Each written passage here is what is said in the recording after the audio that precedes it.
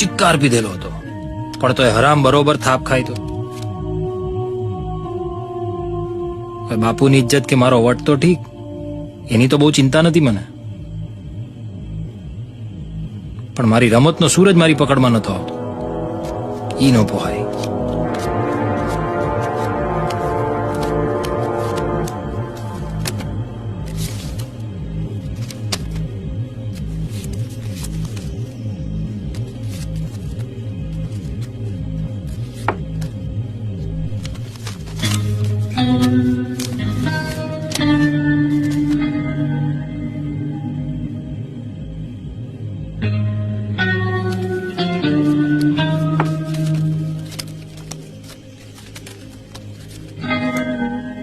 પણ પછી સાહેબ દુર્યોધનની સાથળની જેમ એની એ નબળી નસ પરખાણી.